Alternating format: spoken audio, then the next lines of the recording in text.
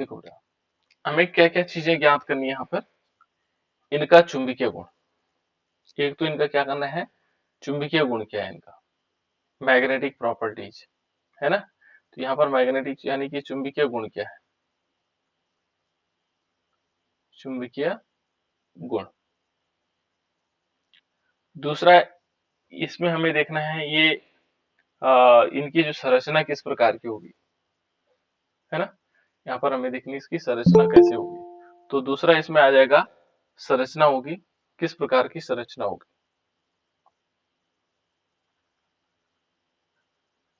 संरचना। तीसरा हमें देखना है ये कैसे है, रंगीन है या रंगहीन है। तो ये दो तीन प्रकार के गुण हमें इसमें देखने हैं। तो इसके लिए हमें क्या करना पड़ेगा, सीएफटी का सहारा लेना है, crystal field theory. Crystal field सिद्धांत के अनुसार सबसे पहले हम क्या करेंगे, इसका जो सेंट्रल पिटलाइन है, यानी कि जो हमारे पास क्या है, केंद्रीय धातु परमाणु है, केंद्रीय धातु परमाणु को देखना है। इसमें केंद्रीय धातु परमाणु हमारे पास क्या है बेटा, इन दोनों में देखोगे तो निकेल है, इसमें भी निकेल है और इसमें भी निकेल है। तो सबसे पहले हम क्या काम करते हैं, इसके उदाहरण के तौर पर सबसे पहले क्या करते हैं, इसका हम इलेक्ट्रॉनिक कॉन्फ़िगरेशन लिख लेते हैं निकेल का। निकेल का परमाणु क्रमांक कितना होता है बेटा, 28 7। ठीक है ना। और इसका इलेक्ट्रॉनिक कॉन्फ़िगरेशन हम लिखेंगे 1s2 2s2 2p6 3s2 3p6 4s2 and 3d8। ये निकेल परमाणु का है बेटा। यहाँ पर यदि हम देखेंगे ये निकेल एटम है, परमाणु है या निकेल एटम, जो भी आप कहना चाहो। यहाँ पर अंग्रेजी में एटम बोलते हैं इसको, और वैसे ही परमाणु बोला जाता है, ठीक है। लेकिन यहाँ पर ये निकेल परमाणु जरूरी नहीं कि परमाणु के फॉर्म में होगा, यहाँ पर किस रूप में है ना। तो उसके लिए हमें क्या करना पड़ता है, इसकी ऑक्सीकरण संख्या निकालनी पड़ती है। तो ऑक्सीकरण संख्या निकालेंगे, तो ऑक्सीकरण संख्या कैसे निकाली जाती है, कैसे निकाली जाती है बेटा।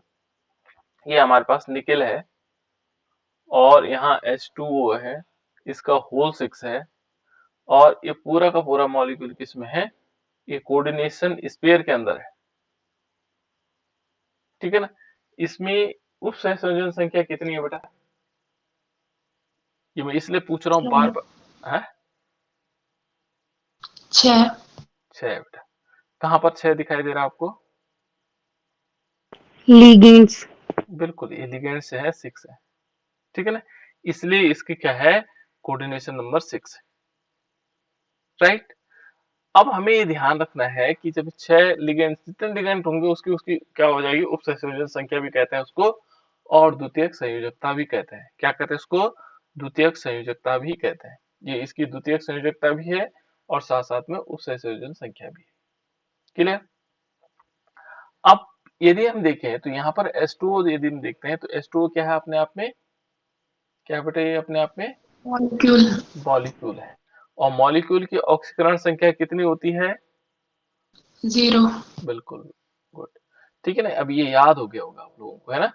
यहाँ पर क्या होगा, ये मॉलिक्यूल है और मॉलिक्यूल की ऑक्सीकरण संख्या 0 है, और 0 के साथ हम क्या करेंगे, मल्टीप्लाई बाय 6, क्योंकि 6 अणु है ये मॉलिक्यूल।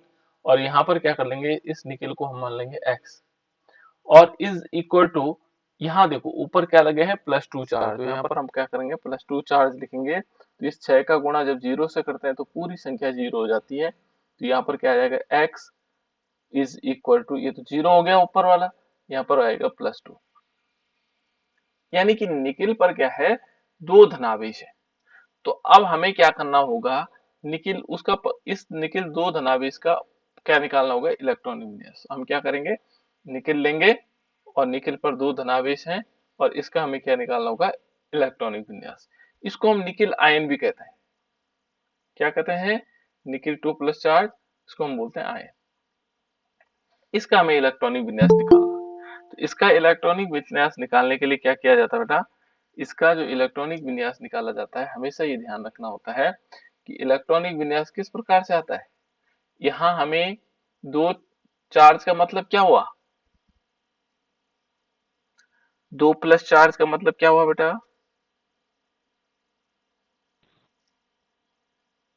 निकेल पर दो दो धनाभ इलेक्ट्रॉन निकलेंगे पूरा। क्या बच्चे? सर इसकी बाध्यता कक्षा से 2 इलेक्ट्रॉन निकलेंगे सर। बिल्कुल, निकिल की बाह्यतम कक्षा से 2 इलेक्ट्रॉन निकलेंगे। देखो ये निकिल है और इसकी बाह्यतम कक्षा से 2 इलेक्ट्रॉन निकलेंगे। इसकी बाह्यतम कक्षा कौन सी है? निकिल की बाह्यतम कक्षा है, देखो ये 4s। ठीक है बेटा, इसमें से 2 इलेक्ट्रॉन क्योंकि ये बाह्यतम कक्षा ही हो जाएगी। तो यहाँ पर हम इसका इलेक्ट्रॉनिक विन्यास हो जाएगा 1s2, 2s2, 2p6, 3s2, 3p6 and 4s0 हो जाएगा और यहाँ आएगा 3d8 हो जाएगा। ऐसे करके या हम इसको ऐसे भी लिख सकते थे। एक मिनट है, इसको मैं थोड़ा दूसरे फॉर्म में लिख सकता हूँ, जैसे हम लिख आ रहे थे, क्योंकि हमने इसको एलियन निकिल परमाणु यहाँ से हटा देते हैं। देखो निकिल आयन हम हटा देते हैं, है ना? किस प्रकार से लिख सकते हैं? इसको थोड़ा कलर चेंज कर देते हैं।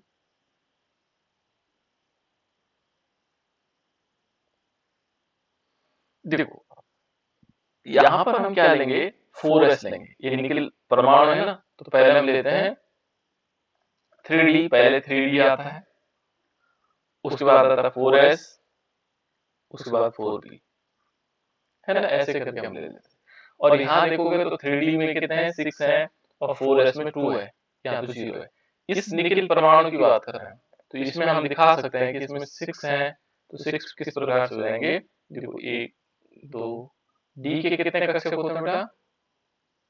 5 बहुत बढ़िया, ठीक है ना? ये देखो 4 5 हो गए, है ना? और यहाँ पर यदि हम देखेंगे तो 2 डबल आ गया, ठीक है? यहाँ पर देखेंगे इलेक्ट्रॉन, ये फुंडल का नियम दिखा है ना, जो अभी मैंने भरा। यहाँ पर पी के 3 कक्षक होते हैं, वो तीनों के तीनों खाली। इस प्रकार से ये क्या है? सोडियम, ये निकिल परमाणु। अब निकिल आयन के फॉर्म में देखेंगे तो निकिल 2 पॉजिटिव आयन यदि हम देखते हैं, तो 2 पॉजिटिव आयन में क्या होगा? यहाँ पर इलेक्ट्रॉन किससे निकलेंगे? बाह्यतम कक्षा से, इससे निकलेंगे। ये बाह्यतम कक्षा ये है ना? तो यहाँ से बाह्यतम कक्षा से इलेक्ट्रॉन निकलेंगे, तो यहाँ क्या होगा? निकिल परमाणु में जब हम इसके स्ट्रक्चर बनाएंगे तो यहाँ पर क्या होगा? यहाँ पर 5 कक्षक हैं, ठीक है ना? इसमें क्या हो जाएगा? इसमें तो वही इलेक्ट्रॉन रहेंगे जितने थे पहले से, है ना? 4 अनपेयर्ड इलेक्ट्रॉन। लेकिन यहाँ पर क्या होगा? यहाँ पर कोई इलेक्ट्रॉन नहीं रहेगा निकिल परमाणु की आयन की कंडीशन, ठीक है ना? निकिल आयन में यहाँ कुछ नहीं होगा, यहाँ भी कुछ नहीं होंगे। इस प्रकार से ये निकिल क्या है? यहाँ पर हम देखेंगे निकिल एटम है और ये क्या है? आयन है। लेकिन यदि हम यहाँ पर देखें तो अब हमने कहाँ जाना है? अब हम लिगेंड्स पे जाते हैं। लेकिन लिगेंड्स पर जाने से पहले हमने कल 2 चीजें बताई थी आप लोगों को। क्या क्या चीजें बताई थी? कि डेल्टा ओ जो है किससे ज्यादा होगा, किससे कम होगा। हमने एक चीज कहा था कि यदि delta O is less than pi, तो ये क्या होगा? ये होगा बेटा, अर्थात दुर्बल लिगेंड में इलेक्ट्रॉन युग्मन नहीं होगा। ये दुर्बल लिगेंड यहाँ पर क्या होगा? इस वाली कंडीशन में दुर्बल लिगेंड्स में क्या नहीं होगा? युग्मन नहीं होगा और उच्च ऊर्जा के कक्षकों में रहेंगे और अधिकतम अयुग्मित होंगे। लेकिन यदि माना क्या होगा? Delta O is equal to greater than pi, तो इसमें क्या हो जाएगा? यहाँ पर लिगेंड क्या हो जाएगा? लिगेंड प्रबल क्षेत्र में होगा और पर इसको हम कहेंगे डेल्टा, यहाँ पर क्या होगा? इसको कहेंगे परबल लिगेंड क्षेत्र उत्पन्न होगा, जिसमें क्या होगा? वो युग्मित हो जाएंगे और युग्मित होने से क्या हो जाएगा? वो कैसे हो सकते हैं? प्रतिचुंबकीय हो सकते हैं। तो यहाँ पर देखो बेटा H2O क्या है? यदि यहाँ पर देखेंगे तो H2O हमारे पास दुर्बल लिगेंड है ना, ये तो मालूम है। देखो हमने जो दुर्बल लिगेंड आप लोगों को बताए थे कौन कौन सी चीजें होते हैं। यहाँ देखोगे तो ये दुर्बल लिगेंड सारे बता देता हूँ। इसमें बताया था कहीं प्रबल लिगेंड्स, दुर्बल लिगेंड्स? स्ट्रक्चर में नहीं बताया था, चलो कोई नहीं।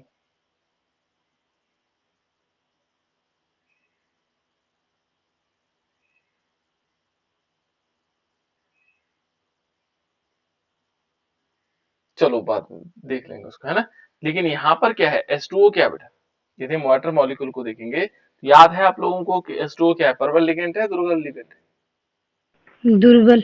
बिल्कुल सही है ना, यानी कि इसको भी याद था, तो ये दुर्बल लिगेंड है। और एन जो हमारे पास क्या होता है बेटा, NH3 होता है, वो कैसा लिगेंड होता है, परबल।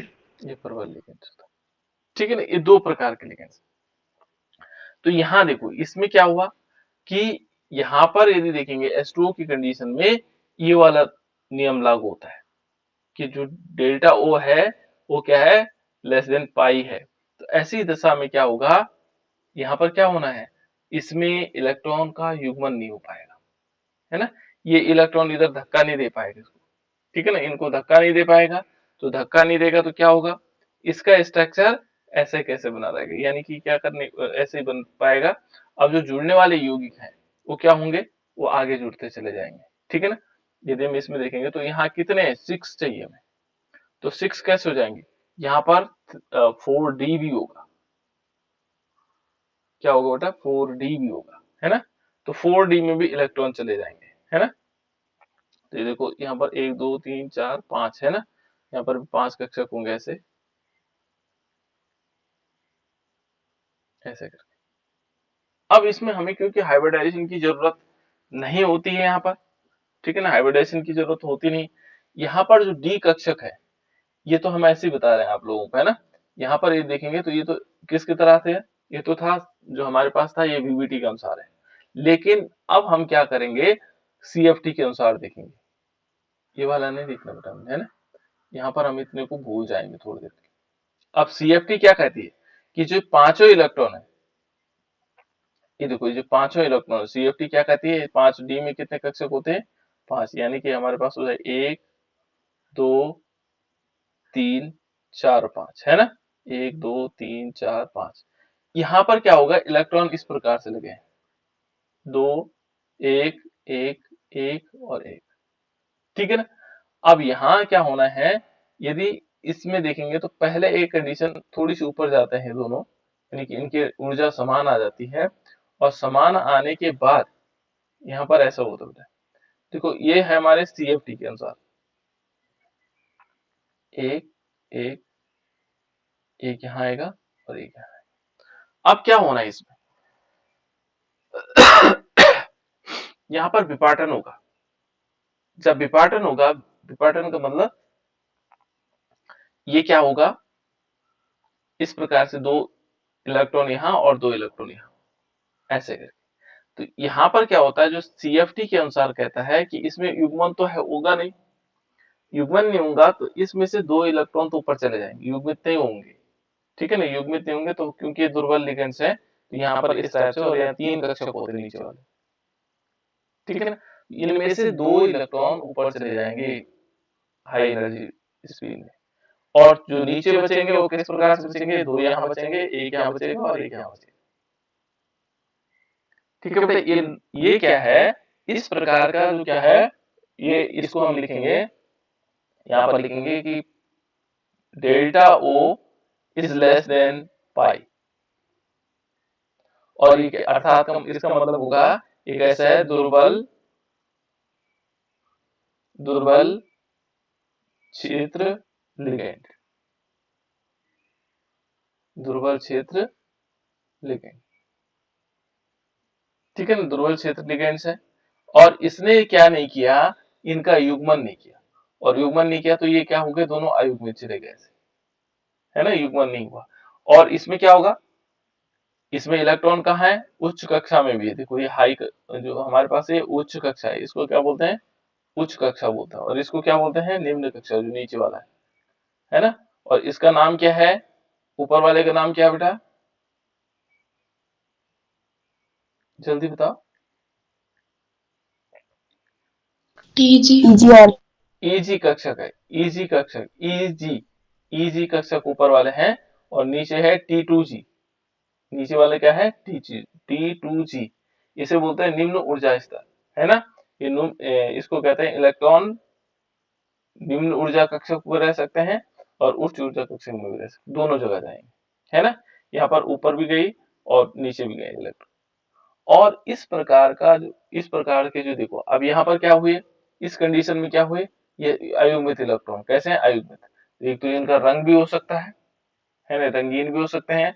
दूसरा क्या है, ये अयुग्मित इलेक्ट्रॉन है, तो ये कैसे होंगे, कैसे हैं बेटा, अयुग्मित इलेक्ट्रॉन क्या होते हैं, अनुचुंबकीय। बिल्कुल, जिनमें अयुग्मित इलेक्ट्रॉन होते हैं वो कैसे होते हैं, अनुचुंबकीय होते हैं। तो यहाँ पर हमें ध्यान भी रखना है कि इनमें अयुग्मित इलेक्ट्रॉन है तो ये कैसे हैं, अनुचुंबकीय है। इनकी संरचना को देखेंगे तो संरचना किस आधार पर निकाली जाएगी, इनकी जो संरचना होगी किस प्रकार से होगी, यहाँ पर यदि हम देखते हैं तो किस टाइप से होनी चाहिए, क्योंकि इसमें 6 ऑक्टाहेड्रल है तो सिंपल इसमें कैसे आ जाएगा, ओक, यहाँ पर 6 हमारे पास क्या है, 6 वो है जिनके ऑक्टाहेड्रल स्ट्रक्चर होना पॉसिबल है, ठीक है ना। और ये कैसे हो जाएंगे, अनुचुंबकीय हो जाएंगे। अब दूसरे वाले को देखते हैं, यहाँ पर भी यदि हम दूसरे वाले को देखेंगे तो दूसरा वाला हमारे पास क्या था, अच्छा NH3 और 2 पॉजिटिव चार्ज। देखो ये दूसरा वाला हमारे पास एक निकेल है और निकेल पर यहाँ पर है NH3 और इसका होल 6 है और इस पर क्या हो गया, 2 पॉजिटिव चार्ज है इसमें, हाँ 2 पॉजिटिव चार्ज। देखो बेटा अब हमें इसको निकालना है, देखो यहाँ पर यदि देखेंगे तो हमें इलेक्ट्रॉनिक कॉन्फ़िगरेशन तो निकालना पड़ेगा, है ना। वैसे निकल को देखेंगे और इसका ऑक्सीडेशन नंबर भी निकालना पड़ेगा। तो ये मॉलिक्यूल 0 है तो निकल पर 2 पॉजिटिव चार्ज आएगा, सीधे हम क्या कह सकते हैं, निकल है 28 और इस पर कितना आएगा, 2 पॉजिटिव चार्ज आएगा। इसका मतलब ये होगा 1s2 2s2 2p6 3s2 3p6 4s2 और 3d हमारे पास 8 हो जाएगा। लेकिन जो निकेल 2 पॉजिटिव होगा उसमें क्या होगा, यहाँ पर 2 पॉजिटिव वाला होगा, इसमें 4s 0 हो जाएगा और 3d 8 हो जाएगा। अब यदि हम देखें तो 3d 8 यहाँ पर क्या है, 8 इलेक्ट्रॉन है, पहले वाले में हम 6 क्यों किया बेटा, इसमें 6 नहीं होने थे, इसमें भी 8 ही होने थे। निकेल पे 2 पॉजिटिव चार्ज है ना, तो यहाँ पर भी क्या होना था बेटा, 2 8 होना था इसमें, है ना, इस टाइप से होना था। थोड़ा सा गड़बड़ी कर रखी हमने, है ना, तो उसको ठीक कर लेना। जैसे माने यहाँ पर देखोगे तो 8 होना, 8 होने थे ना, तो 8 में से यहाँ आएंगे और 2 चले जाएंगे ऊपर, हाई स्पिन पे 2 नीचे आएंगे, इस टाइप से। यहाँ नीचे क्या होंगे, युग्मित वाले, इस टाइप से, ठीक है। अब देखो बेटे यहाँ पर क्या होता है, इस वाले की कंडीशन में देखो, यहाँ पर भी हमारे पास देखो 3d क्या होंगे, 8 है। तो यहाँ पर यदि हम किसको लेंगे, CFT लेंगे, क्रिस्टल फील्ड थ्योरी लेंगे, है ना, क्या लेंगे, क्रिस्टल फील्ड थ्योरी के अनुसार यहाँ पर हम क्या लेते हैं, डी कक्षक लेते हैं। डी कक्षक में कितने इलेक्ट्रॉन है, यहाँ पर 8, कितने इलेक्ट्रॉन है, 8। इसका विभाजन देखेंगे, इसमें 8 इलेक्ट्रॉन, तो 3d कितने हैं, 8 है ना। इसको भरने का तरीका क्या होगा, 2 यहाँ होंगे, 2 यहाँ होंगे और 2 यहाँ होंगे और 1 यहाँ होगा और 1 यहाँ होगा, इस टाइप से होता है। ये है बेटा, ये तो हमारे पास क्या है, ऊर्जा स्तर है। लेकिन इसमें क्या होता है, सबसे पहले क्या होता है, ये ऊर्जा थोड़ी सी समान ऊर्जा में आ जाती है। जैसे हाइब्रिडाइजेशन होता है ना, ये हाइब्रिडाइजेशन की कंडीशन नहीं दिखाई इन्होंने कहा ये सारे के सारे ऑर्बिटल पहले क्या होते हैं, अलग अलग ऊर्जा वाले होते हैं, फिर समान ऊर्जा वाले में आ जाते हैं। देखो समान, ये समान ऊर्जा वाला है ना, संभ्रंश जिसको हम कहते हैं, यहाँ पर संभ्रंश हो गई इस टाइप से। पहली कंडीशन तो इनकी होती है 2 2 4 2 6 7 एंड 8। अब देखो यहाँ पर क्योंकि लिगेंड्स कैसा है, यहाँ पर यदि देखेंगे तो delta O is greater than pi, यानी कि यहाँ पर लिगेंड्स क्या है, परबल लिगेंड्स। यहाँ लिगेंड्स क्या है, परबल है। परबल लिगेंड्स होने के कारण क्या हुआ, ये इलेक्ट्रॉन इधर शिफ्टिंग होंगे और शिफ्टिंग कैसे हो जाएंगे, देखो यहाँ पर हमारे पास इस टाइप से आ जाएगा। जैसे माना हम दिखाते हैं, एक तो होता है Ag ऑर्बिटल, एक होता है T2G ऑर्बिटल, है ना। तो इजी ऑर्बिटल हमेशा क्या होता है, उच्च ऊर्जा वाला होता है। यहाँ पर ये इजी ऑर्बिटल, इसको हम दिखा सकते हैं, ये क्या है, इजी। इजी हुए कितने आ जाते हैं, 2, इसको हम क्या कहेंगे, इजी ऑर्बिटल।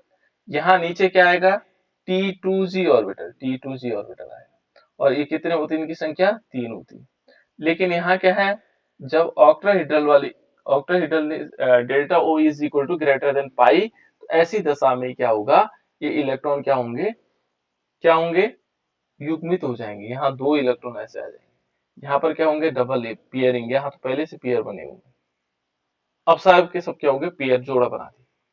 ऐसी कंडीशन में क्या होगा, ऐसी कंडीशन में ये क्या हो जाएंगे, ये हो जाएंगे प्रतिचुंबकीय।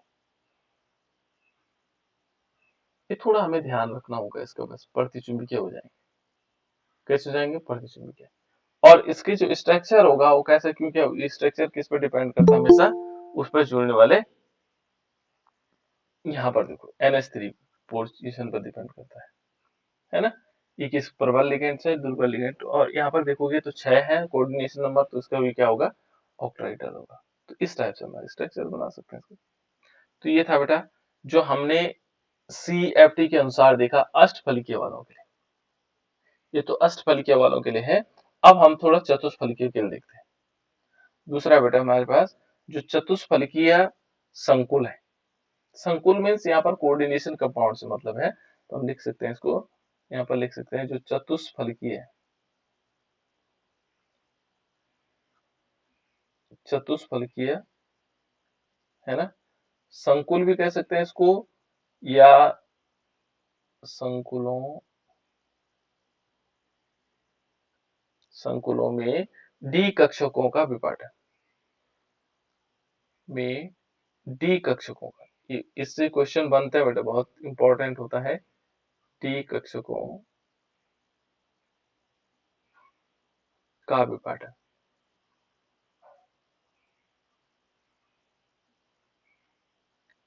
इसका विपाटन किस प्रकार से होगा, विपाटन का मतलब स्प्लिटिंग है ना, स्प्लिटिंग क्या होगा। तो यहाँ पर हमें ये देखना होगा कि जो चतुष्फलकीय संकुल होते हैं उनमें जो डी कक्षक होंगे, वो जो अष्टफलकीय हमने पढ़ा, अभी तक तो हम क्या पढ़ रहे थे, अष्टफलकीय संकुलों में पढ़ रहे थे, है ना। यहाँ पर हम क्या पढ़ रहे थे, अष्टफलकीय। तो जो चतुष्फलकीय संकुल हैं उनमें जो डी कक्षक का विभाजन है, वो चतुष्फलकीय जो संकुल, सॉरी, अष्टफलकीय जो संकुलन है ना, उसके विभाजन से क्या होता है, विपरीत होता है, उल्टा होता है ना, उल्टा या कम कह सकते हैं उसको। जो अष्टफलकीय संकुल थे उनका जो डी कक्षकों का जो विपाटन था वो किसके इसमें होगा, यानी कि अष्टफलकीयों से विपरीत होगा। और उसका कारण क्या है, उसका कारण यदि देखोगे बेटा, तो कारण, इसका एक कारण है उल्टा होने का कारण क्या है, एक है लिगेंड, जो चारों लिगेंड्स होते हैं, जो चारों लिगेंड होंगे, मैंने पहले बताया था आपको, लिगेंड्स क्या होंगे, अक्षों के मध्य, कहां पर होते हैं, चारों लिगेंड क्या होते हैं, अक्षों के मध्य में होते हैं, अक्षों के मध्य से केंद्र की ओर, मध्य, ये जो मध्य है, मध्य से कहां की ओर, केंद्र की ओर परमाणु अग्रसर होते हैं।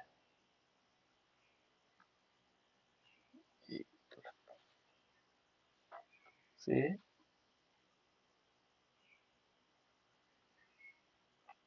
केंद्र की ओर अग्रसर होते हैं। उसमें कहा होते थे, जो अष्टफलकीय होते थे उनमें परमाणु कहाँ होते हैं, अक्ष पर होते थे, है ना। और ये अक्षों के मध्य होते हैं, ये अक्षों के मध्य होते हैं, ये ध्यान रखना। इसमें जो चतुष्फलकीय में क्या होगा, अक्षों के मध्य होते हैं। तो यहाँ पर क्या होगा, जो अक्षों के लिगेंड्स होते हैं वो अक्षों के मध्य से केंद्र की ओर आकर्षित होने लग जाते हैं, और इससे क्या हो जाता है, उनका विपाटन जो अष्टफलकीय यौगिकों से भिन्न होता है, ठीक है ना, अष्टफलकीय यौगिकों से उल्टा होने लग जाता है, ठीक है ना। अतः हम कह सकते हैं कि जो T2g कक्षा है, इसमें हम कह सकते हैं जो क्या होगा, T2g जो निम्न ऊर्जा वाले है ना, जिनकी पालियों अक्षों के मध्य विभाजन होता है ना, और इसमें क्या होगा, अधिक प्रतिकर्षण का अनुभव होता है। और इस और इजी जो कक्षक होंगे, इजी जो कक्षक होते हैं बेटा, इनमें कम प्रतिकर्षण का अनुभव होता है। T2G में क्या होता है, अधिक प्रतिकर्षण होता है। यहाँ पर क्या होगा, अधिक प्रतिकर्षण। जो इजी वाला ऑर्बिटल होगा उसमें कम प्रतिकर्षण होता है, यानी कि इजी जो ऑर्बिटल होगा उसमें क्या होगा, कम प्रतिकर्षण का अनुभव। यहाँ पर क्या होगा, अधिक प्रतिकर्षण का अनुभव होगा। यहाँ पर क्या होगा, अधिक प्रतिकर्षण का अनुभव होगा। यहाँ पर क्या होगा, कम प्रतिकर्षण का अनुभव होगा, कम, जिसमें क्या होगा, कम प्रतिकर्षण होगा। तो दो चीजें ये ध्यान रखने हैं आपको, ठीक है। और इसी के कारण क्या हो जाता है, उसका विपरीत प्रभाव दिखाई देने लग जाता है। अब जैसे माना देख लो, इसको किस प्रकार से समझा जा सकता है, ठीक है ना। यहाँ पर क्या होगा कि हमारे पास मान लीजिए डी कक्षक है, यहाँ डी कक्षक है, डी के कितने कक्षक होते हैं बेटा, 5, है ना। और ये है, यदि हम देखेंगे तो यहाँ पर क्या होगा, 1 2 3 4 5, ठीक है। ये दो पार्ट में हमने किए। यहां से क्या होगा, ये है धातु आयन में डी कक्षक, कोई धातु आयन है हमारे पास, ठीक है ना, कोई भी धातु आयन हो सकता है बेटा। और ये धातु आयन में डी कक्षक है, इनको हम कह सकते हैं धातु आयन में डी कक्षक, धातु आयन में डी कक्षक। इतनी बात समझ में आ गई। इसमें क्या है, इसमें यदि हम फर्स्ट को देखें, यहां से यहां तक, तो ये कौन से कक्षक है बेटा, यहां से यहां तक कौन से कक्षक है, इनको बोलते हैं, जो पहले वाले हैं T2G, क्या बोलेंगे, T2G कक्षक, ये जो 3 है। और ये जो लास्ट के 2 हैं, इनको मैं थोड़ा ऊपर कर दे रहा हूं, ये वाले, ये हैं EG, ये 2 कक्षक EG कक्षक है, ठीक है ना। अब इनमें क्या होता है, यहाँ तो नहीं है उनका पता, यहाँ तो हमें कुछ पता नहीं है इनके बारे में, है ना। लेकिन जब ये क्या करते हैं, यहाँ से थोड़ा ऊर्जा इनकी उच्च हो जाती है, यानी कि इनकी ऊर्जा यहाँ से थोड़ा सा ज्यादा हो जाती है। देखो ये मैं ऊंचाई पे ले जा रहा हूँ, ऊंचाई पे क्यों ले जा रहा हूँ, ताकि उनसे पता लगे कि इनकी ऊर्जा थोड़ा सा अधिक है, इनकी ऊर्जा क्या है, थोड़ा सा अधिक है। तो हमने इसको क्या किया, थोड़ा ऊंचाई पे ले गया। और इनमें यदि हम कक्षकों को देखेंगे बेटा, 1 2 3 4 5 ऐसे हो जाएंगे, है ना। इसको कहते हैं गोलाकार क्रिस्टल क्षेत्र में डी कक्षकों का औसत ऊर्जा है, ये औसत ऊर्जा है।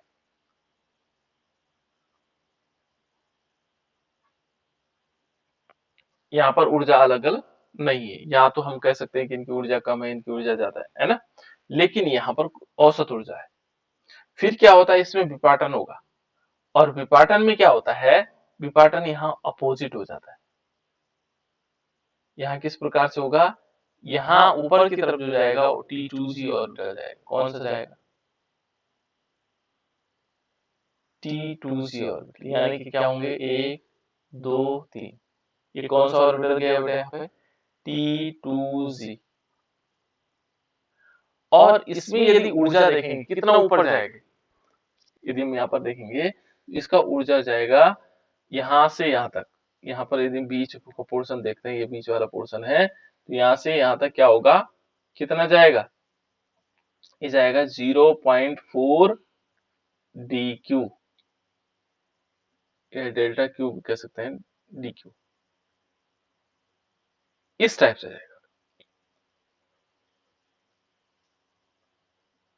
सॉरी, DQ में ये प्लस सीधे इस टाइप से आ जाएगा, है ना, इतना आएगा 4 DQ, ऊपर की तरफ जाएगा। जबकि इजी ऑर्बिटल कितना जाता था, 6 DQ जाता था, यदि याद होगा आपको, है ना। और यदि हम नीचे की तरफ देखें इसको, इसकी ऊर्जा को नीचे की तरफ देखते हैं ऐसे, तो यहाँ नीचे कौन सा आएगा, इजी ऑर्बिटल, यहाँ कौन से आएंगे, इजी ऑर्बिटल। और ये इजी ऑर्बिटल कितना नीचे जाएंगे, ये जाएंगे 6 DQ के बराबर, जितना वो जा रहा था अपोजिट वाला, है ना। यहाँ पर हम 6 DQ मान लेंगे, 6 DQ है, क्यू है बेटा, है ना। इस प्रकार से ये ऊर्जा अपोजिट हो जाती है। जबकि यदि हम क्या देख रहे हैं, ये किसके लिए है, ये चतुष्फलकियों के लिए है। किसके लिए बेटा, ये चतुष्फलक के लिए, चतुष्फलकीय संकुलों के लिए ये याद रखना। चतुष्फलकीय जो संकुल हैं उनमें क्या होगा, T2G ऊपर जाएगा और EG नीचे की तरफ आएगा, जबकि अष्टफलकीयों के लिए क्या होता है, यहाँ EG ऊपर जाता है, ये वाले दोनों ऊपर जाते हैं और ये नीचे आ जाता है। यहाँ जो है 6DQ होता है, यहाँ कितना होता है 4DQ हो जाता है, अपोजिट हो जाएगा। तो ये किसके अपोजिट है, किसके विपरीत है, ये ऑक्टाहेड्रल के विपरीत है। तो इस प्रकार से इसमें क्या होगा, प्रतिकर्षण के द्वारा ये इसमें क्या होता है, सबसे बड़ी बात ये है, इसमें जो चारों लिगेंड्स हैं वो क्या होता है, अक्षों के मध्य से केंद्र की ओर अग्रसरित होते हैं, और जिसके कारण सारी चीजें इनकी अष्टफलकीय के विपरीत हो जाती है। ठीक है ना, इसका कारण ये आपको याद रखना है, ये लाइन याद रखनी है कि चारों लिगेंड अक्षों के मध्य से केंद्र की ओर अग्रसर होते हैं, जिसके कारण जो चतुष्फलकीय संकुल हैं वो अष्टफलकीय संकुलों से एकदम विपरीत हो जाते हैं। क्या हो जाते हैं, विपरीत हो जाते हैं, उनका विभाजन विपरीत हो जाता है। तो इस प्रकार से हम समझ सकते हैं इसको। ठीक है बेटा, इसमें अलग अलग प्रकार के यौगिक हैं और उन यौगिकों के रंग अलग अलग टाइप के हो जाते हैं। ठीक है ना, इसका यदि हम उदाहरण के तौर पे देखें तो एक उदाहरण लेते हैं, एग्जाम्पल देखो बेटा, इसमें उदाहरण है हमारे पास, ये है टी आई और H2O की होल 6, इसका होल 6 टाइटेनियम है बेटा, है ना, शक्ति वक्रमंग याद आया होगा आप लोगों को, है ना ये, और इसका कोई 3D सीरीज का नाम बताए बेटा, 3D सीरीज का नाम बताना, कौन बताए, डी ग्रुप के 3D में सारे तत्वों के नाम बताने, कौन बताएगा,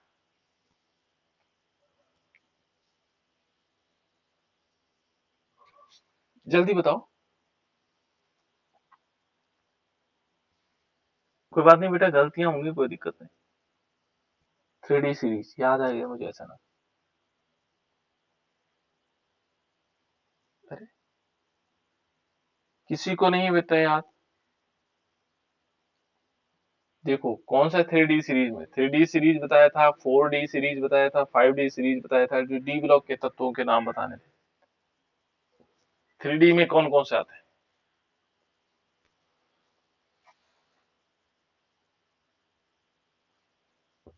नहीं याद है, सबके लिए कहा था कि सारे याद करने हैं आपको।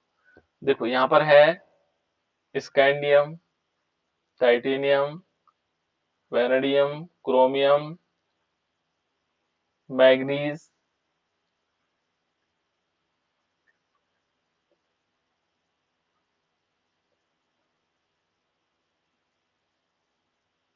कोबाल्ट होगा, फिकोनिकुजन,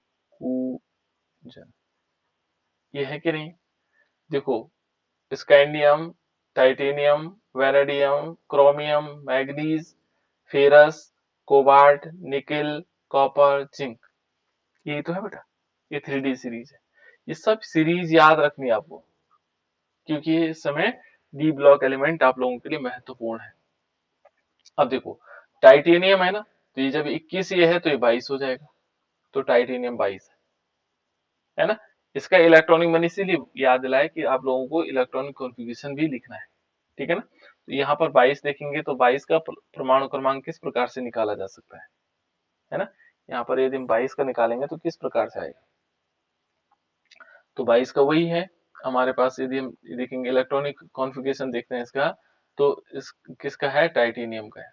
तो टाइटेनियम होगा 22, यानी कि 1s2, 2s2, 2p6, 3s2, 3p6, 4s2 and 3d2, ये इसी टाइप से आएगा, डी में 2 आ गए, है ना। यदि हम क्या निकालेंगे इसका, यहाँ पर देखेंगे तो इस पर 3 पॉजिटिव चार्ज है बेटा, देखो यहाँ पर कितने पॉजिटिव चार्ज है, 3 पॉजिटिव चार्ज। टाइटेनियम पे क्या है, 3 पॉजिटिव चार्ज है। यहाँ यदि देखेंगे तो इसका 0 होता है तो 3 पॉजिटिव चार्ज, 3 पॉजिटिव चार्ज का मतलब क्या होगा, 2 इलेक्ट्रॉन तो इसमें से निकलेंगे, ये तो पहला काम है। 1 इलेक्ट्रॉन कहाँ से निकलेगा, यहाँ से निकलेगा। तो हमारे पास जो आएगा वो किस प्रकार से, टाइटेनियम में 2 पॉजिटिव चार्ज है, 3 पॉजिटिव चार्ज है, तो उसके लिए हम क्या लिखेंगे फॉर्मूला, 1s2 2s2, 2p कितना होगा 6 होगा, 3s2 होगा, 3p6 होगा, 4s0 हो जाएगा, है ना, और 3d 1 हो जाएगा। ऐसे ये इसका इलेक्ट्रॉनिक कॉन्फ़िगरेशन होगा। अब डी में तो एक ही इलेक्ट्रॉन है, डी में कितना इलेक्ट्रॉन है बेटा, एक ही इलेक्ट्रॉन है। तो इसमें क्या होगा, कोई एक इलेक्ट्रॉन किस प्रकार से हो जाएगा, ठीक है ना। यहाँ पर यदि देखेंगे, क्योंकि संक्रमण जो धातु होते हैं बेटा, वो कैसे होते हैं, संकुलों का, यौगिकों का रंग के कारण क्रिस्टलीय क्षेत्र विघटन को समझाया जा सकता है उसका, कि इसमें रंग किस प्रकार से है, ये रंगीन होंगे, उनका कारण क्या है, उसमें डी कक्ष संक्रमण तत्व रंगीन होते हैं। क्यों होते हैं बेटा, संक्रमण तत्व रंगीन होते हैं, बताओ कौन बताएगा, ये रंगीन क्यों होते हैं। अयुग्मित इलेक्ट्रॉन। बिल्कुल, ये ध्यान रखना, उनमें उनके पास क्या होता है, डी कक्षक में अयुग्मित इलेक्ट्रॉन होता है, तो उसके कारण कैसे हो जाते हैं, कलर्ड हो जाते हैं, है ना। तो यहाँ पर सिंपल है, देखो डी कक्षक एक है। अब देखो यदि हम उसमें जाएंगे, किसमें, सीएफटी में जाएंगे, तो क्रिस्टल फील्ड्स, ये विपाटन है ना। क्रिस्टल फील्ड थ्योरी में ऐसे करते हैं, हमेशा यही रहता है, पहले ये आएगा, है ना, यहाँ पर ये 1 2 3 4 5 है ना। यहाँ से क्या होगा, समान ऊर्जा को थोड़ा सा ऊपर उठा करके ले सकते हैं हम, यानी कि थोड़ा सा इससे और ऊपर ऊर्जा, है ना, औसत ऊर्जा जिसको हम कह सकते हैं। यहाँ पर ऊर्जा को थोड़ा सा बढ़ा देते हैं इसमें, तो 1 2 3 4 5 है ना। तो इस प्रकार से आएगा। फिर विपाटन वाली स्थिति आएगी, तो विपाटन में 2 पार्ट में बन जाता है ना। जहाँ पर प्रकाश लेकर के, प्रकाश ऊर्जा को लेकर के हमें 2 पार्ट में बना देते हैं इसको, एक ऊपर की तरफ होता है, एक नीचे की तरफ होता है। ऑक्टाहेड्रल में क्या होगा, ऊपर की तरफ क्या आएंगे, ऊपर की तरफ 3 आएंगे और नीचे की तरफ 2 आएंगे, ठीक है ना। लेकिन यहाँ पर क्या कहता है कि जो गैसीय धातु 5 कक्षक होते हैं, परस्पर समान होती है, लेकिन कहता है कि संकुल यौगिकों में जो धातु आयन है, चारों लिगेंडों से, जो चारों लिगेंड हैं वो क्या होते हैं, द्वारा घिरा रहता है। जो हमारे पास क्या होगा, सेंट्रल मेटल आयन होगा, वो 4 लिगेंड के द्वारा घिरा रहता है, जिसमें डी के जो कितने हैं, 5 कक्षक है, 2 भागों में बढ़ जाते हैं, इजी और टीटीजी में विभाजित हो जाते हैं, है ना। और कहता है कि जो क्रिस्टलीय लवण है और जलीय लवण, जलीय विलयन में जल के अणुओं के बीच क्या होगा, लिगेंड समान कार्य करते हैं, ठीक है ना, और डी कक्षक का क्रिस्टल विपाटन के लिए जिम्मेदार हो जाते हैं। और यदि हम इसको देखेंगे तो 2 पार्ट में बढ़ जाता है बेटा, एक कौन कौन से, यहाँ ऊपर जाता है T2C और नीचे जाता है EG ऑर्बिटल, ठीक है ना। लेकिन इस वाले में क्या होगा कि जलीय जो टाइटेनियम है, जो टाइटेनियम थर्ड है हमारे पास, यदि हम क्या करते हैं, टाइटेनियम थर्ड लेते हैं, और कैसा, ये जलीय है, पानी में घोलेंगे ना इसको, तो तब जलीय हो जाएगा। इस, ये क्या है, संकुल यौगिक है की तरह क्या करता है, व्यवहार करता है, और संकुल यौगिकों के समान यदि व्यवहार करता है, तो ये क्या होता है, जो प्रकाश होता है, जो हमारे पास सनलाइट होता है, सनलाइट की उपस्थिति में क्या होगा, सूर्य के प्रकाश की उपस्थिति में लगभग 500 एंगस्ट्रॉम, 5000 एंगस्ट्रॉम सॉरी, ठीक है ना, ये प्रकाश होगा। और इसमें क्या होगा, डेल्टा ओ का मान क्या होगा, बराबर होता है, ठीक है ना, जो दृश्य प्रकाश क्षेत्र है उसके बराबर होगा डेल्टा ओ का मान। और ऊर्जा का अवशोषण करके T2C ऑर्बिटल में एक इलेक्ट्रॉन चला जाता है, कहाँ चले जाता है, T2C में, तो ऊर्जा ये ग्रहण करता है यहाँ से, सूर्य का प्रकाश लेगा, और ये कहाँ चले जाएगा, ऊपर, यहाँ T2C सॉरी EG ऑर्बिटल, यहाँ पर EG ऑर्बिटल में एक इलेक्ट्रॉन, यहाँ से जो एक इलेक्ट्रॉन यहाँ था, ये यहाँ चले गया, यहाँ से वो टॉप, ये ऊर्जा ग्रहण करके ऊपर चले जाता है ना, और जो नीचे वाले ऑर्बिटल वो खाली रह जाते, EG ऑर्बिटल, ऐसे करके, ये T2C ऑर्बिटल है ना। एक कहाँ चले जाता है, अवशोषण करके, एक ऊर्जा अवशोषण करके T2G और T2G के एक इलेक्ट्रॉन को EG कक्षक में उत्तेजित कर देता है। देखो यहाँ से क्या करेगा इसको, जैसे ही उसने ऊर्जा ली तो यहाँ से T2G ऑर्बिटल से EG ऑर्बिटल में चले जाएगा, और जिससे क्या हो जाता है, इसका रंग कैसे हो जाता है, बैंगनी रंग दिखाई देता है। देखो बैंगनी रंग किसके कारण हुआ बेटा, ये एक इलेक्ट्रॉन के यहाँ से एक्साइटेड होकर के यहाँ चला जाना है ना। और इसको यदि हम देखेंगे तो यहाँ पर क्या कह सकते हैं, EG ऑर्बिटल। ये कारण क्या हुआ, EG जो बैंगनी रंग होने का कारण क्या हुआ, कि इसका कारण है जो T2G का इलेक्ट्रॉन था वो EG ऑर्बिटल में DD संक्रमण हुआ। इसको क्या बोलते हैं, DD संक्रमण, यानी कि यहाँ से इलेक्ट्रॉन यहाँ चले गए, पहले यहाँ आना था उसने, लेकिन ये ऊर्जा ग्रहण की, इसने प्रकाश, सूर्य का प्रकाश ग्रहण किया, सीधे कहाँ चले गए, इसमें चले गए, ऊपर वाले में। इसलिए क्या हुआ, ये संक्रमण हुआ, ठीक है ना। इसी के कारण क्या हो जाएगा, विपाटन का मान क्या होगा, जो डेल्टा ओ का मान है वो प्रभावित करते हैं, और ये सूर्य का प्रकाश दिया तब ऐसा हुआ है ना, ठीक है ना। और इससे उसकी लिगेंड की प्रकृति हमें चेंज हो गई, बैंगनी रंग का हो गया। इस प्रकार से बेटा बहुत सारे एग्जाम्पल हैं इनके, ठीक है ना। तो अब आप लोग इनको थोड़े डिटेल में पढ़ेंगे। यहाँ आपकी बुक में यदि कहीं टेबल दी होगी तो उनको आप समझ सकते हैं। टेबल इस प्रकार से दी होगी, जैसे माना किस प्रकार से दिया होगा, डी कक्षक में इलेक्ट्रॉन है, जैसे डी कक्षकों में इलेक्ट्रॉन, तो डी कक्षकों में इलेक्ट्रॉन दे रखे होंगे, डी कक्षकों इस टाइप से दिया होगा, उसको थोड़ा सा पढ़ लेने एक बार, कक्षकों में इलेक्ट्रॉन ऐसे दिया होगा। फिर परबल लिगेंड्स कौन से होंगे, ठीक है ना, परबल क्षेत्र लिगेंड, ठीक है ना, लिगेंड्स हो जाएंगे। और यहाँ पर आएगा दुर्बल क्षेत्र लिगेंड्स, है ना, दो प्रकार से दिए होंगे, दुर्बल क्षेत्र लिगेंड। और इसमें क्या होगा, यहाँ पर आएगा delta P, delta O is greater than P, ठीक है ना। और यहाँ पर क्या आएगा, delta O is less than P, है ना, पैरामैग्नेटिक से। अब यहाँ पर देखो D1, जो D1 इलेक्ट्रॉन है, यदि D1 है तो यहाँ पर क्या होगा, EG में जाएगा एक, और T2G में कोई इलेक्ट्रॉन नहीं जाएगा, T2G में क्या होगा, 0 होगा, है ना। और ऐसी दशा में ये क्या होगा, पैरामैग्नेटिक होगा। कैसे होगा, पैरामैग्नेटिक, यदि प्रबल क्षेत्र में गया। इसमें भी देखो, इसमें भी क्या होगा, EG में भी जाएगा एक, ठीक है ना, T2G में कितना जाएगा, T2G में 0, ये भी पैरामैग्नेटिक होगा। ये किसके लिए है, D1 इलेक्ट्रॉन के लिए। जैसे D2 इलेक्ट्रॉन हमारे पास, यदि हम D2 देखेंगे तो D2 के लिए क्या होगा, D2 के लिए यदि यहाँ पर देखेंगे तो D2 के लिए यहाँ होगा EG2, EG में 2 जाएंगे, और T2G में कितना जाएगा, 0, है ना, ये भी पैरामैग्नेटिक होगा। और यहाँ भी देखो बेटा, ये EG में कितना जाएगा, 2, और यहाँ T2G में कितना जाएगा, 1, तो ये भी पैरामैग्नेटिक हो। ये बिहेवियर दिखा रहा है उसको किस प्रकार से होना है उसने, है ना। यदि D बराबर 3, D में 3 चले गए, मान लीजिए देखो D में 3 है, तो याद रखने के लिए बहुत आसान है बेटा, देखो D में 3 है तो 3 इलेक्ट्रॉन क्या होंगे, कहाँ जाएंगे, ये जाएंगे पहले EG में जाएंगे 3, ठीक है ना, और T2G में 0,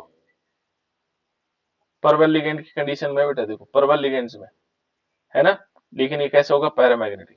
यहाँ क्या होगा, यहाँ जाएगा EG में जाएंगे 2, और T2G में चले जाएगा 1, यहाँ 1 चला जाएगा। तो ये भी क्या है, पैरामैग्नेटिक, क्योंकि यहाँ पर देखो एक ही इलेक्ट्रॉन है ना, एक इलेक्ट्रॉन पैरामैग्नेटिक। यहाँ पर भी क्या होगा, एक इलेक्ट्रॉन दिखाई दे रहा होगा। EG दो दो कक्षक होते हैं ना, EG में कितने कक्षक होते हैं, 2। तो यहाँ पर क्या होगा, 3 है तो 2 यहाँ होंगे, 1 यहाँ होगा, अंतर है कि नहीं। तो अब देखो जैसे माना D3, D4 हो, मान लीजिए D4 है, तो D4, बट ये चतुष्फलकीय के लिए बेटा ध्यान रखना, ठीक है ना। तो यहाँ कितने होंगे, EG में कितने हो जाएंगे, 4 हो जाएंगे। अब जब 4 हो जाएंगे तो ये क्या होगा, ये डायमैग्नेटिक हो जाएगा, है ना। यहाँ पर क्या होना चाहिए, इसको डायमैग्नेटिक। EG के कितने होते हैं कक्षक, 4, यानी कि 2 1 में 2 1 में 4। और यहाँ क्या होगा, T2G में कितना होगा, पैरामैग्नेटिक लिखा होगा बेटा, लिखा होगा पैरामैग्नेटिक, नहीं लिखना चाहिए, डायमैग्नेटिक है सर। ये डाय होना चाहिए ना इसको, क्योंकि यहाँ पर तो पैरामैग्नेटिक लिखा हुआ है, इसने गलत लिखा हुआ है इसने। चलो कोई डाई बात है सर, डाई। नहीं, डाई लिखा हुआ, जी डायमैग्नेटिक। हाँ। और यहाँ पर क्या होगा, EG में चले जाएंगे बेटा 2, और यहाँ T2G में कितने आ जाएंगे, इसमें भी 2 होंगे, तो ये पैरामैग्नेटिक होगा, है ना। अब यदि हम इसको और आगे चलते हैं, देखो D कितने हो जाएंगे, D यदि 5 हो जाएंगे, जैसे मान D इज इक्वल 5 हो गए, तो ऐसी कंडीशन में क्या होगा, Eg में कितने आ जाएंगे 4 और T2g में कितने होंगे 2, 1 हो जाएगा, 5 हो गए, तो ये पैरामैग्नेटिक होगा। यहाँ पर भी देखो Eg में कितने हो जाएंगे, Eg में 2 होंगे और ये बढ़ता चला जाएगा, T2g में कितने हो जाएंगे, T2g में 3 हो जाएंगे, ये भी पैरामैग्नेटिक होगा। फिर देखो ऐसे चलते रहेंगे, D5 D6 हो जाएगा। तो D6 में यदि देखोगे तो यहाँ पर क्या होंगे, इलेक्ट्रॉन भरते चले जा रहे हैं। इस इलेक्ट्रॉन को भरने का समझ रहे हैं आप लोग, ऐसे होगा। Eg ऑर्बिटल के 2 कक्षक होते हैं ऐसे, T2g के कितने होते हैं 3, है ना, एक का मतलब केवल एक इलेक्ट्रॉन यहाँ, ठीक है ना। यहाँ पर भी देखेंगे तो Eg के कितने हैं 2, तो यहाँ पर इस प्रकार से, और T2g कितने हैं 3, तो यहाँ पर देखो एक भरा, तो ये अपने आप ही एक आया तो पैरामैग्नेटिक। यहाँ पर देखोगे इस वाले में, यहाँ पर हमारे पास 2 Eg के 2 हैं, इसके 3 है, ऐसे तो है, लेकिन यहाँ पर क्या हो गया, 2 यहाँ आ गए, 2 यहाँ आ गए, 4 हो गए, ये तो क्या डायमैग्नेटिक हो जाएगा। यहाँ पर देखो ये इसमें क्या है, एक एक है, एक यहाँ है, एक यहाँ है, ठीक है ना। यहाँ Eg में कितना आ जाएंगे 3, इस प्रकार से भरते हुए चले जाना बेटा, क्योंकि इसमें पेयरिंग नहीं होती ना, दुर्बल क्षेत्र में पेयरिंग नहीं होती, वो भरते चले जाएंगे, जब सभी एक एक इलेक्ट्रॉन आएंगे फिर तब भरा जाएगा। जैसे D6 से है, तो D6 में इसमें कितने हो जाएंगे, Eg में तो 4 पहले से भरे हुए हैं, Eg में कितने भरे हैं 4, है ना। और यहाँ देखोगे T2g में कितने हैं 1 है, तो एक और बढ़ जाएगा, 2 और हो जाएंगे, है ना। तो तब भी क्या होगा, T2g में 3 कक्षक होते हैं, तो 3 कक्षक होंगे तब भी इसमें एक एक इलेक्ट्रॉन हो गए, तो पैरामैग्नेटिक होगा। यहाँ पर देखो Eg में कितने हो जाएंगे, 6 कैसे भरे जाएंगे, 5 हो गए, छठा यहाँ भरा जाएगा, तो इसमें क्या होगा, Eg में 3 हो जाएंगे, और T2g में कितना हो जाएंगे, इसमें भी 3 3। है, तो पैरामैग्नेटिक होगा। कैसे होगा, पैरामैग्नेटिक 3। तो ऐसे बढ़ते चले जाएंगे, तो एक सीरियल हमें मिल जाएगा। ये टेबल याद करने की ज्यादा जरूरत भी नहीं पड़ेगी आप लोगों को, बहुत आसानी से हो जाएगा, ठीक है ना। इस प्रकार से हम उनको, ये क्या है बेटा, क्रिस्टल फील्ड थ्योरी थी जो समझाती है किसको, इलेक्ट्रॉन के विन्यास को, ठीक है ना, इलेक्ट्रॉन के विन्यास को समझाती है। ठीक हो गया, इस प्रकार से ये सारी चीजें बेटा। अब थोड़ा इनको थोड़ा एक बार और पढ़ लेना आप लोगों ने, ठीक है ना। जो संक्रमण धातु आयनों के रंग और संकुलन यौगिकों के रंग किस आधार पर होते हैं वो आपको समझना है, ठीक है ना। जो संकुलित यौगिकों के रंग है अलग अलग प्रकार के, है ना। तो ये तो था चतुष्फलके के लिए, और अष्टफलके के लिए मैं पहले बता चुका हूँ आप लोगों को। अष्टफलके के लिए भी सेम सीरीज आती है, ऐसे हमारे पास सीरीज बनती है और उनमें इलेक्ट्रॉनों की संख्या भरी जाती है, Eg ऑर्बिटल और T2g ऑर्बिटल। ठीक हो गया, ये आ गया बेटा हमारे पास चतुष्फलकीय यौगिकों के लिए। अब थोड़ी सी हम यदि और आगे देखते हैं, रंगों का ये ध्यान रखना कि रंग कैसे आते होंगे इनमें। तो रंग आप लोगों को पता है कि जैसे ही ये ऊर्जा ग्रहण कर लेता है तो वहां से इलेक्ट्रॉन एक्साइटेड होकर के दूसरी उच्च ऊर्जा में चले जाते हैं और उसके कारण उनका कलर आ जाता है। ठीक हो गया, इनका महत्व, उपसंयोजकों का महत्व क्या है बेटा, और इनका अनुप्रयोग क्या है। हमें एक तो महत्व पे देखना है कि महत्व क्या है इनके, और दूसरा एक अनुप्रयोग क्या है, इनका उपयोग कहाँ पर हम कर सकते हैं, ये दो चीजें देखते हैं, ठीक है। ये कुछ थियोरेटिकल पार्ट है इसका। तो इनका महत्व यदि देखोगे बेटा, तो इनका महत्व जो है कुछ चीजों में है। जैसे यदि हम देखेंगे, सबसे पहला महत्व है इनका गुणात्मक विश्लेषण में, है ना। इस किसमें, गुणात्मक में। यहाँ पर देखोगे तो गुणात्मक विश्लेषण जहां पर किया जाता है वहां पर इनका महत्व होता है, ठीक है ना। धातुओं के निष्कर्षण में इसका महत्व होता है, जब हम धातुओं का क्या करते हैं, धातुओं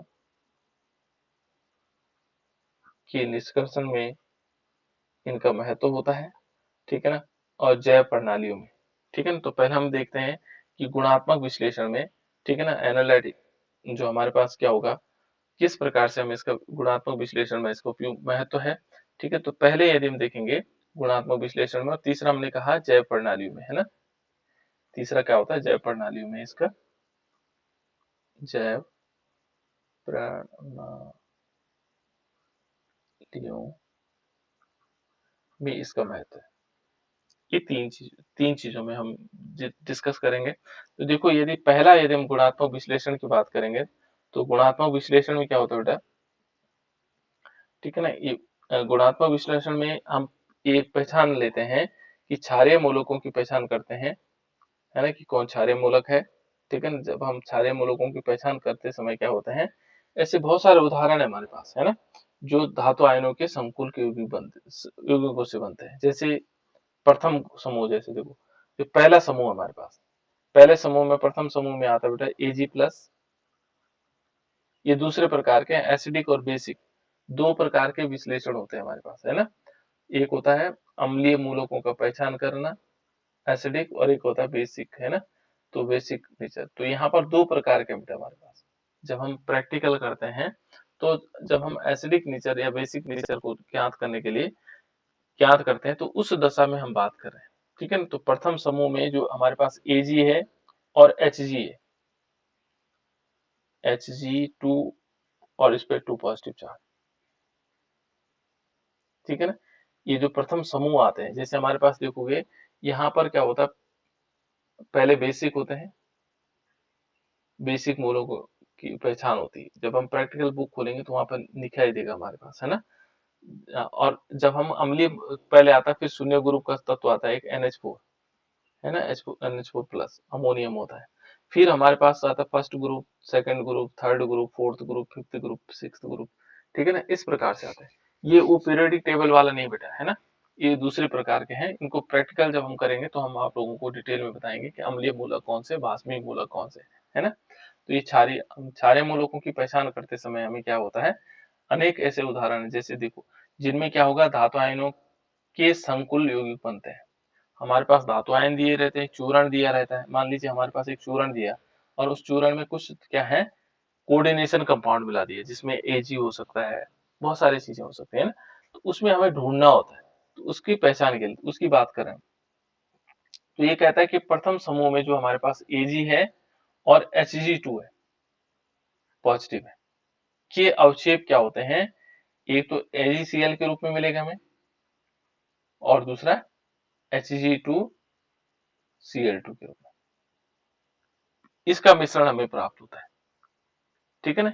यहाँ पर ध्यान रखना AgCl और Hg2Cl, और इन्हें पृथक करने के लिए हम क्या करते हैं, NH4OH मिलाते हैं। जब हम इनको अलग करना होता है तो हम क्या मिलाते हैं, इसमें NH4OH मिलाते हैं। तो इसको इस प्रकार से नया तत्व बन जाता है इससे, जैसे क्या बन जाएगा, ये बन जाएगा AgNH4 और सॉरी NH3 और इसके होल ट्वाइस, और यहाँ पर होगा इसको ब्रैकेट बंद और Cl, इस प्रकार से। देखो काय घुलनशील यौगिक, और दूसरा क्या होगा, यदि हम अमोनिया की कंडीशन में देखेंगे तो दूसरा सॉरी मरकरी कंडीशन में देखेंगे तो क्या आएगा, HgNH2 और इसका क्या आएगा ब्रैकेट के अंदर, और इसकी होल Cl यहाँ पर। ये दो घुलनशील यौगिक बना लेते हैं, है ना, जिन्हें हम छान करके अलग कर लेते हैं। जैसे घुल जाएंगे तो क्या होगा, इनको हम छान लेंगे और फिर अलग कर देंगे, ठीक है ना। इसका जो यदि देखेंगे तो ये काला अवक्षेप प्राप्त होता है, इसका काला अवक्षेप मिल देगा हमें, है ना। और यहाँ पर ये देखेंगे तो जल में घुलनशील, ये वाला तो जल में घुल जाता है, ठीक है ना। ऐसे ही जो है द्वितीय समूह के लिए, यहाँ इसको बोलते हैं गुणात्मक विश्लेषण। द्वितीय समूह में भी, है ना, द्वितीय समूह में जो सल्फाइड होते हैं, द्वितीय समूह में क्या होंगे, सल्फाइड। प्रथम समूह में क्लोराइड, ठीक है ना, क्या होंगे, दूसरे में होंगे सल्फाइड। दूसरा जो समूह होगा वो सल्फाइड होंगे, है ना। तो सल्फाइड होते हैं सेकंड ए में होते हैं और थर्ड ए में भी होते हैं बेटा, सॉरी सेकंड बी में भी, सेकंड बी में होते हैं, ठीक है ना। यहाँ दोनों जगह सल्फाइड होता है। तो इनका पीला अवक्षेप हमें प्राप्त हो जाता है, तो उसको भी पृथक करने में भी इसका उपयोग किया जाता है, ठीक है ना। इसी प्रकार से अन्य चीजों में, ये थ्योरेटिकल है, इसे आप लोग थोड़ा बहुत पढ़ सकते हैं, कोई ऐसी ज्यादा दिक्कत है इसमें, ठीक है ना। तो धीरे धीरे हम इनको पढ़ सकते हैं। यहाँ पर अलग अलग प्रकार के इनके महत्व को हम जान लेंगे। चलो मैं थोड़ा बहुत देखूंगा, यदि कल टाइम मिलता है तो कल वैसे क्लास नहीं होगी आप लोगों की, है ना।